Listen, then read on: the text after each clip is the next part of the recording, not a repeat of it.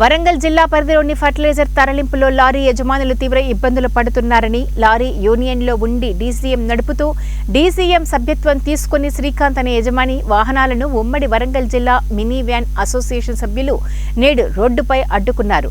ఈ సందర్భంగా వారు మాట్లాడుతూ గత కొన్ని రోజులుగా డీసీఎం యజమానులను లారీ యజమానులు తీవ్ర ఇబ్బందులు పెడుతున్నారని వాపోయారు. తక్షణమే తగిన న్యాయం చేయాలని డిమాండ్ చేశారు. లేని ఎడల లారీ అసోసియేషన్ సభ్యత్వం పొంది డీసీఎం నడుపుతున్న వాహనాలను ఎక్కడికక్కడే అడ్డుకుంటామని హెచ్చరించారు.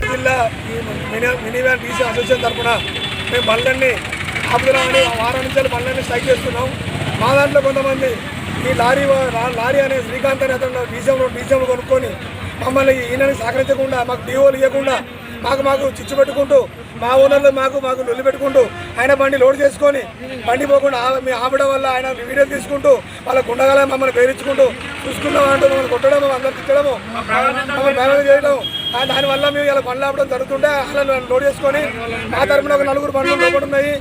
వికెట్ల బండ్లు ఆపొద్దని, మేము సెంట్రల్ గవర్నమెంట్కి నష్టం చేయొద్దని, మేము తెలంగాణ ప్రభుత్వం కూడా నష్టం చేయకుండా మా సామూహిక ఎలక్షన్ చేస్తున్నాము. దీనికి మాకు అందరూ ఓనర్లు సహకరించాల్సిందిగా మీడియా మిత్రులకి మనవి, అందరూ మాకు సహకరించాల్సిందిగా కోరుతున్నాము.